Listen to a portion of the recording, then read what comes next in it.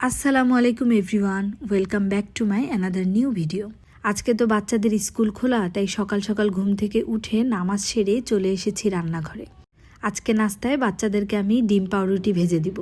সকালে তো বাচ্চারা একদমই ভারী খাবার খেতে চায় না, তাই আমি ঝটপট এই ডিম পাউরুটি ভেজে দিচ্ছি। এটা ওরা পছন্দ করে, খুব একটা খাবে না, অল্প কিছু হলেও খাবে। কিন্তু সকাল সকাল যদি অপছন্দের নাস্তা সামনে দেই তাহলে একদমই খাবে না। তো এক এক করে আমি কয়েকটা পাউরুটির টুকরা এভাবে ভেজে নিয়েছি। আর এটা বানানো তো খুবই সহজ, আমরা কম বেশি সবাই জানি, খুব ঝটপট হয়ে যায়। তো তারপর আমি আদিয়ানের জন্য টিফিন বানিয়ে নিচ্ছি। আমার ছেলের টিফিনের সময় দেয়, ও তো ক্লাস 6-এ পড়ে এই জন্য। কিন্তু মেয়ে তো কেজিতে পড়ে, মেয়ের কোনো টিফিন টাইম নেই, ওর তাড়াতাড়ি স্কুল ছুটি হয়ে যায়। কিন্তু ভাইয়ের টিফিন দেয়া দেখে মাঝে মাঝে মন খারাপ করে। ও বলে, মা আমার কোন দিন থেকে টিফিন দিবে?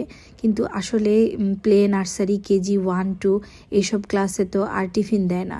টিফিন দিতে দিতে তো সেই ক্লাস 3-তে তারপর। আর আজকে একদমই ঝটপট ফাঁকিবাজি নুডলস রান্না করে দিয়েছি।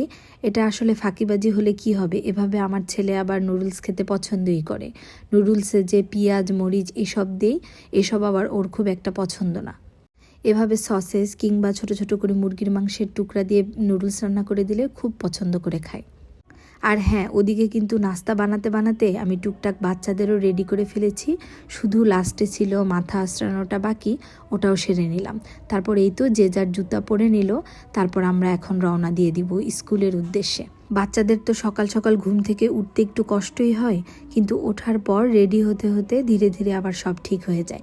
এই যে কত সুন্দর হাসি খুশি হয়ে রেডি হয়ে গিয়েছে দুই ভাই বোন। তারপর আমরা চলে যাচ্ছি স্কুলে। তো তারপর ওদের স্কুলে দিয়ে এসে আমি এক এক করে আমার সব কাজ গুছিয়ে নিচ্ছি।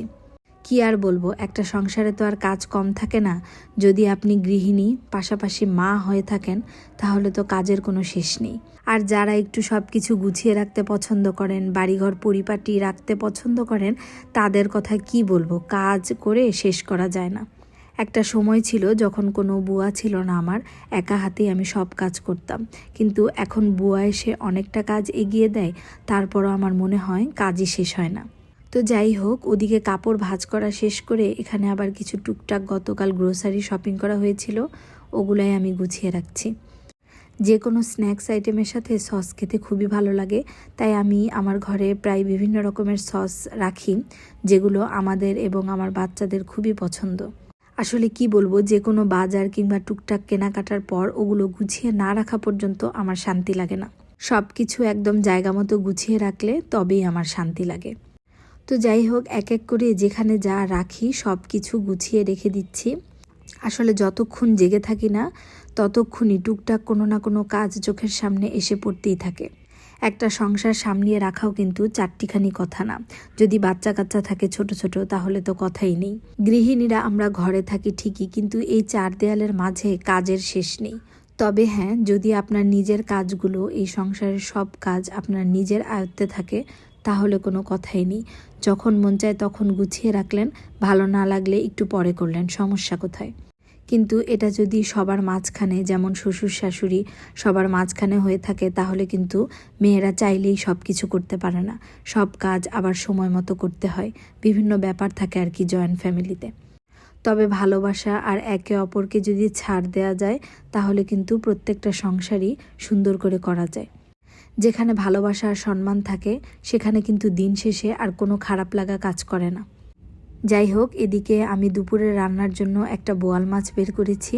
এটা এই যে সুন্দরভাবে কেটে আর ধুয়ে নিয়েছি, এবার রান্না করে ফেলবো। বোয়াল মাছের পাতলা ঝোল রান্না করব আজকে। ঝাল ঝাল করে বোয়াল মাছের পাতলা ঝোল আমার হাজব্যান্ড খুবই পছন্দ করেন। আর এই যে এখানে সিম ভাজিও করেছি। তো আমার রান্না বান্না শেষ, আর আজকের ভিডিওটা এই পর্যন্তই। সবাই ভালো থাকবেন, আল্লাহ হাফেজ।